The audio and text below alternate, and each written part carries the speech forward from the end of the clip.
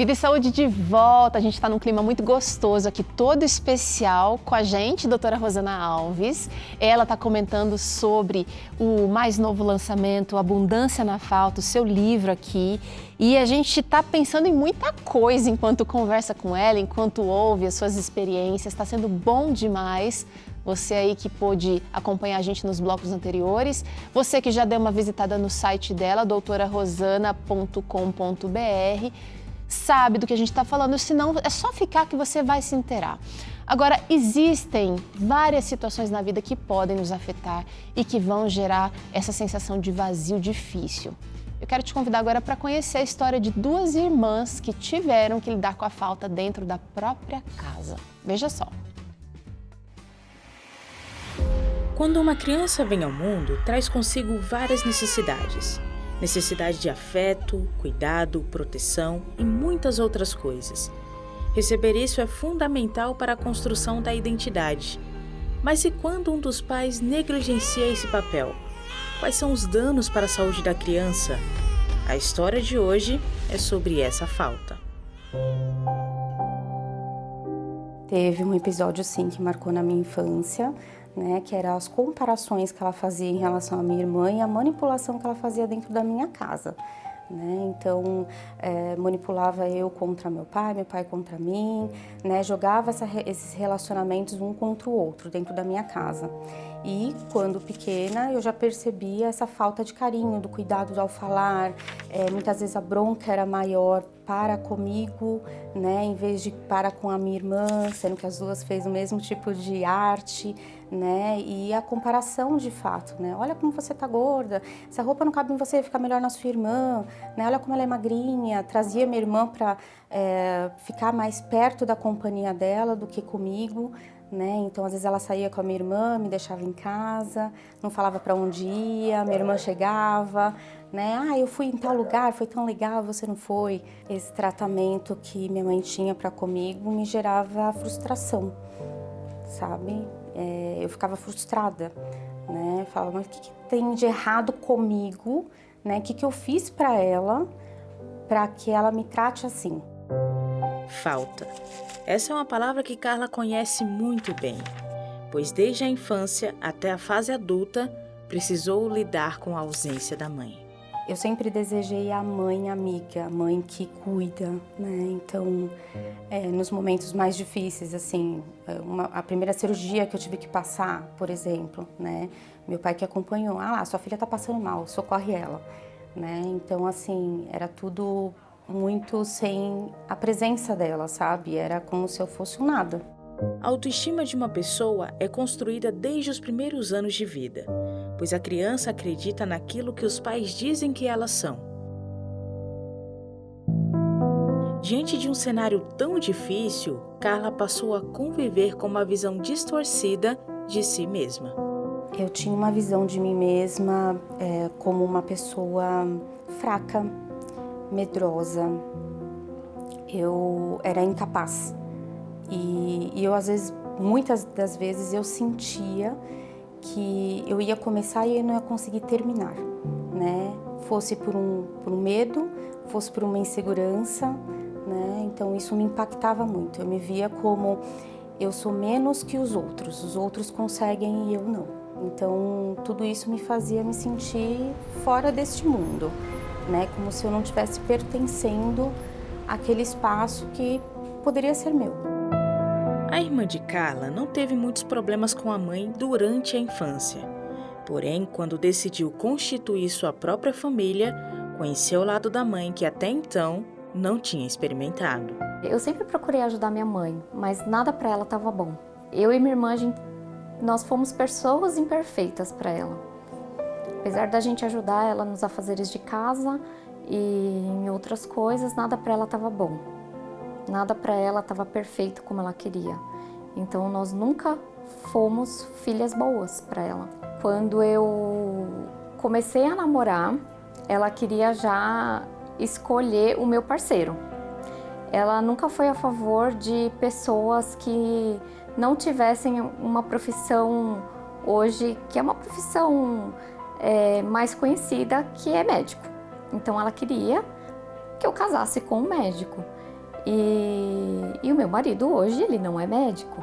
Então ela queria começar a dar palpites nos meus relacionamentos. Então, até 2 semanas antes de eu casar, ela entrou no meu quarto, ela falou um monte pra mim de coisas que me deixaram muito chateadas na época, que era pra eu perceber onde que eu tava entrando, que o meu marido hoje não é a pessoa certa pra mim. E começou a falar N coisas, muitas coisas a respeito dele, inclusive falando mal dele. E isso me deixou muito chateada. Isso foi 2 semanas antes de eu casar. Nesse momento, não era a mãe que eu conheci na infância. Então eu queria que ela estivesse do meu lado nesse momento. Só que nesse momento que eu comecei a perceber que aquilo tudo não era normal. Inclusive, quando eu fiz o meu chá de cozinha, a minha mãe ela nem compareceu, porque ela não concordava. Apesar dos desafios, Kelly conseguiu sair de casa e começar uma vida nova ao lado do seu marido. Mas Carla continuou morando com a mãe, até que algo aconteceu que a fez ter coragem de tomar a decisão de sair. Chegou uma fase ali, um momento que isso se tornou fisicamente mesmo. Então, ela chegava do nada, assim, eu tô chegando em casa e aí ela já estava me esperando eu era recebida com tapa, né, dedo em riste e palavras de, você é rebelde mesmo, você não me obedece. Quantas vezes eu cheguei e fiquei trancada para fora de casa, né, mesmo na fase adulta, muitas vezes com boas companhias, pessoas que até que ela conhecia, né, porque nós frequentávamos a mesma igreja e tudo mais, então eu sempre estava dentro ali, né, do ambiente ali de pessoas que a gente, né, sempre se relacionava, principalmente aos domingos, e ela não permitia. Então, várias vezes acabei dormindo no meu carro, na garagem, várias vezes aconteceu de realmente receber tapas, ela rasgar roupas minhas, né, destruir realmente meu quarto. Eu cheguei a abrir meu quarto, assim, tava tudo destruído, né, e aí a última agressão, de fato, que foi quando eu decidi, que eu consegui ter a coragem de enfrentar, né, foi quando eu cheguei do serviço, era por volta de umas 8 da noite, eu fui ligar o gás do banho, eu estava de costas e meu sobrinho na época dormia na minha casa, e aí ela tinha a banheira, né, do meu sobrinho, ela pegou a banheira do bebê e tacou na minha cabeça.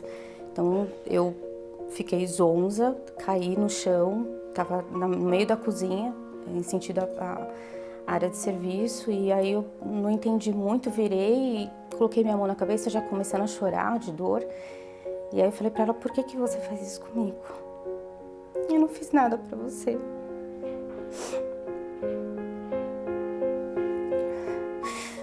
Aí ela falou que me odiava, que eu não deveria ter nascido.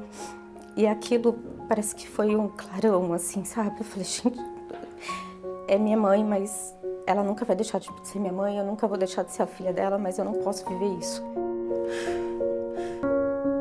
Não dá para dimensionar o sofrimento e os buracos que uma mãe narcisista abre na vida de um filho. Mas olhando para a vida dessas 2 irmãs, eu vejo quanto o ser humano tem capacidade de quebrar um ciclo e ser abundante, mesmo em meio à falta. Um rompimento com a minha mãe de vez fez eu, de fato, buscar quem era a Carla, né? Então, a minha identidade, porque como eu falei, né, saiu o meu chão, eu já não entendia mais o que eu gostava, quem era a Carla no meio disso tudo. Mas quando eu me deparo, eu falo, meu Deus, que mulher é essa, Carla, que você se tornou? E olha o que Deus está te proporcionando, né? Uma família, né? Apesar de eu não ter formado a minha, né? Eu conquistei a amizade com a minha irmã, a confiança dela, né, depois de adultas, né, depois de tantos anos, mesmo não tendo formado a meus sonhos, eles voltaram a ser vividos, né? Então eu vivo esses sonhos, eu vou realizando ele aos poucos, né? Então eu de fato sou hoje uma pessoa que superou bastante experiência dura, né? E posso falar sim que eu sou feliz. Então hoje eu procuro acolher a minha família com amor. Eu não deixo de chegar do meu serviço e abraçar o meu filho, coisa que eu não tive, né, da minha mãe. Trazer a alegria, trazer a paz mesmo para o meu lar.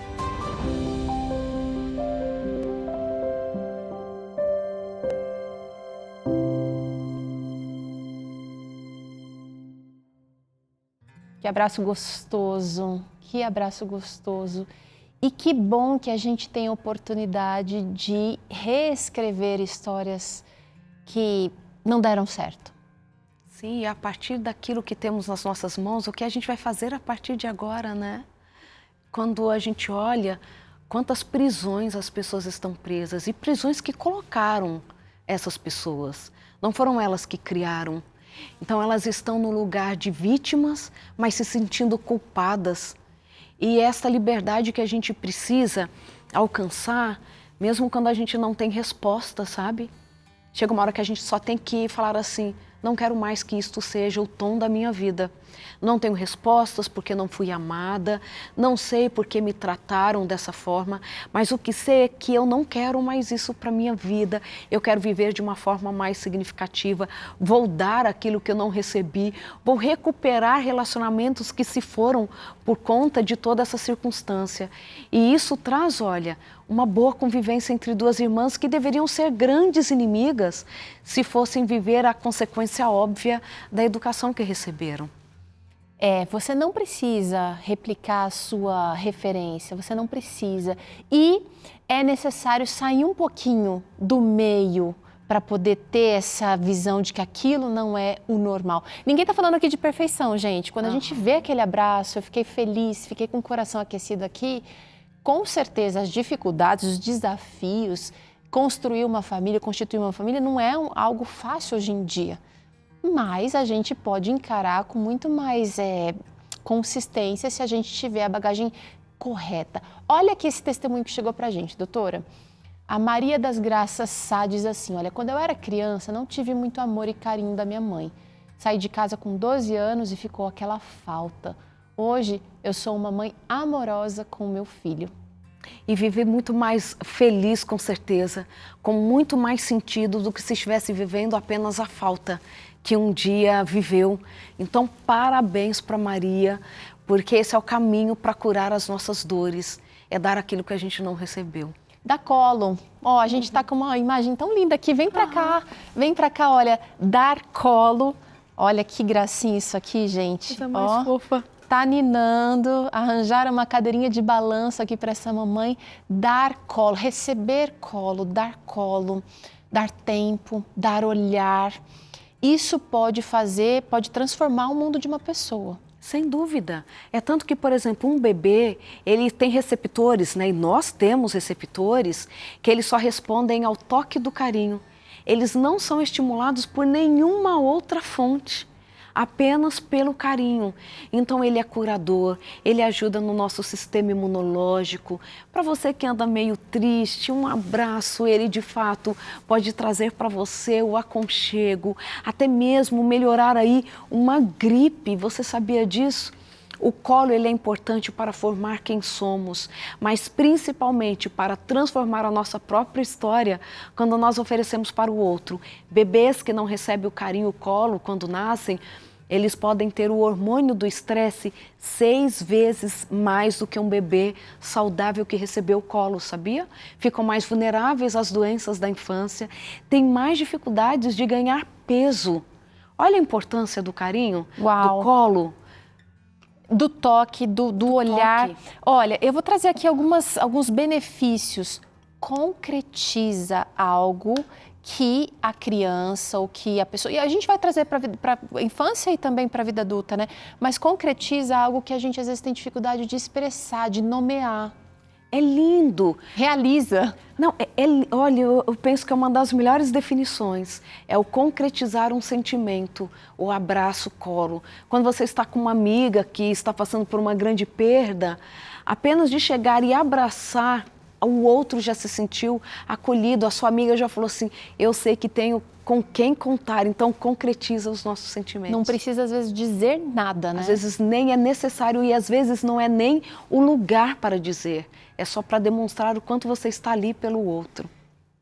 demarca e protege quando você fala isso, estar ali do lado apenas em silêncio. E você, marido, você que acha que precisa... Vou falar para você agora, porque as mulheres reclamam muito, doutora. Eu contei tudo pro meu marido, ele não falou nada. Fica do lado que já tá de bom tamanho, né? Verdade. O mostrar que você está ali pelo outro, isso é protetor e isso faz com que o outro se sinta seguro até mesmo contra a ameaça do outro, né? Só do marido chegar assim, ó, e dar aquela abraçada, já demarcou um território para que o outro pense muito bem se vai te maltratar. Ah, olha aí, olha aí. Dar colo, dar abraço também ensina. E ensina principalmente que a melhor linguagem, a linguagem que mais transforma é a linguagem do amor. E isso não é uma teoria, isso é prática. O que o amor não conseguir fazer, mais nada nessa vida vai dar conta. Então, quando você dá colo, você ensina que mesmo quando você não está feliz com aquela circunstância, você é capaz de acolher o outro, você é capaz de cuidar do outro. Esse aqui, doutor, é muito necessário, esse benefício aqui. Cura, dar colo, receber colo, dar abraço, dar atenção, cura. Você falou aí do sistema imunológico do bebê, mas nós estamos distantes uns dos outros hoje, nós temos muitos amigos online, muitos likes talvez, mas pouco contato pessoal. A solidão, ela é considerada mais prejudicial para a saúde como um todo até do que fumar cigarro. Aumenta em 14% a chance de morrer. A ausência do toque, por exemplo, esse isolamento social ou não ter com quem contar, porque o isolamento social, ele não é só físico, ele pode ser mental. A percepção de estar sozinho tornou as pessoas mais vulneráveis à Covid, por exemplo. Então, este isolamento, ele traz inúmeros prejuízos para a saúde. Então, ele cura quem dá e cura quem recebe. É um benefício de mão dupla. Eu ia tocar nesse ponto agora, porque talvez você nos assistindo aí esteja pensando, eu não tenho ninguém para me dar colo. Minha família não está por perto, eu me sinto sozinho, eu não conheço as pessoas aqui da minha igreja, do meu bairro, me mudei, eu não sei a sua circunstância aí. Mas dar é um bom começo. Você pode emprestar um ouvido, começar uma conversa escutando. Cura quem recebe, cura quem dá. Olha que coisa linda. Então, essa é a beleza do cérebro, muito lindo, né? O nosso cérebro, ele tem a capacidade de refazer a própria história, ele tem a capacidade de, a partir daquilo que ele dá, também ser beneficiado. Essa é a matemática do nosso cérebro. Não é somente um que ganha, o altruísmo. Quem recebe ganha muito benefício, mas quem doa também recebe muito e cura as próprias feridas. Gente, é o seguinte, vamos sentar aqui, doutora, porque a gente ainda tem um tempo para conversar aqui sobre isso, porque muitas pessoas, e eu em algumas fases da minha vida experimentei isso, de estar assim me sentindo vazia, me sentindo assim precisando desse toque, desse olhar. E ao fazer o bem para outra pessoa, às vezes pessoas que a gente nem conhece, eu conheço pessoas aqui da Novo Tempo que andam com dinheirinho separado para entregar no semáforo quando vê uma família ou para atender uma necessidade assim emergencial, tá pronto. Como isso faz bem, servir, ajudar, fazer um bolo, entregar para a vizinha, levar para uma escola, ser voluntário num asilo, por exemplo, um dia por semana. Puxa, como isso preenche. O amor é expressão. O amor, ele só existe se ele for expresso. Então, quando eu cuido do outro, eu estou cuidando de mim também. Eu entendi que a vida, ela não se resume àquilo que não tenho ou àquilo que tenho, mas é no movimento que fazemos, é que a nossa própria história vai sendo construída e nós vamos encontrando sentido para a existência. Então, quando eu me envolvo com o outro, eu acho tão interessante, Cora Coralina, né? Ela fala que quando um amigo precisou, ela pegou a própria dor, colocou no bolso e foi.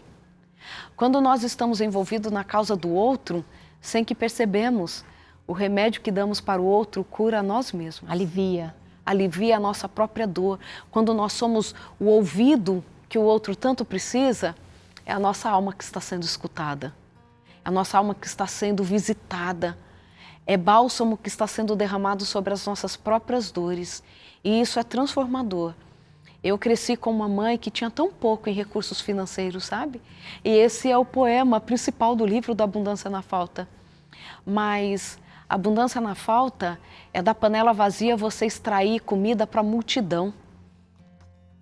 E eu vi a minha mãe fazer isso, até o último dia da vida dela, literalmente. Ela encontrou alguns rapazes que foram à igreja no sábado, e eles estavam ali a serviço na cidade, e ela perguntou, nossa, onde vocês estão morando? No alojamento e tal. Minha mãe falou assim, vocês vão almoçar em casa hoje. Eu pensando assim, o que tem para minha mãe levar visita hoje? Gente, eu só sei que ela aumentou ali a comida rapidamente, inventou alguma coisa e tal, e ela serviu todas aquelas pessoas no sábado. Ela não imaginava que aquele era o último dia de vida dela, mas ela fez o que ela tinha que fazer até o último momento. E ela teve um sábado tão feliz, porque ela fez o que a essência dela levava ela a fazer, que era servir as pessoas, porque senão o último dia de vida dela, consciente, teria sido um dia presa na dor de cabeça que ela estava sentindo, porque ela estava com muita dor de cabeça. No sofrimento. Ela teria ficado presa no sofrimento. Ela serviu o almoço para todo mundo e ela ainda saiu à tarde para visitar uma amiga nossa que ela sabia que não estava bem. Então ela ainda foi visitar alguém, porque ela estava em condições de fazer isso, né? E ela foi, senão ela teria passado mais um dia presa apenas na dor dela. Então, quando a gente vive... Isso é grande. Quando a gente vive além da nossa própria existência, quando a gente cumpre a nossa função de alcançar os outros, traz cura para a nossa alma. E esse é o desafio para você que está aí com a sua história. Se envolva com a história do outro, de forma saudável, sem dúvida, mas o que você puder entregar para o outro, voltará para você em forma de cura. E isso não é barganha, isso é vida, isso é troca, isso é saúde física e mental para todos nós. Eu gosto de ouvir e ver isso acontecendo, gosto de praticar isso também, porque eu tenho certeza que foi Deus quem colocou na gente esse bichinho do servir. A gente fica muito feliz. Eu vou agora dar a oportunidade para você conhecer esse material aqui, adquirir o seu livro. Vai lá no site da doutora Rosana, doutorarosana.com.br, corre lá. Tem outros conteúdos lá no site também para você, além do livro, tá bom? Mas você precisa refletir um pouquinho na sua história. Esse livro vai abrir a sua cabeça e você vai ler ele, olha, num piscar de olhos, vai ser bênção para você. A gente vai fazer um intervalo, dá tempo de você fazer isso. Na volta, a gente continua conversando aqui, mas agora a sua participação vai ser um pouco mais de perto. A gente vai trazer algumas histórias que vocês compartilharam aqui com a gente. Não perde não, é já já.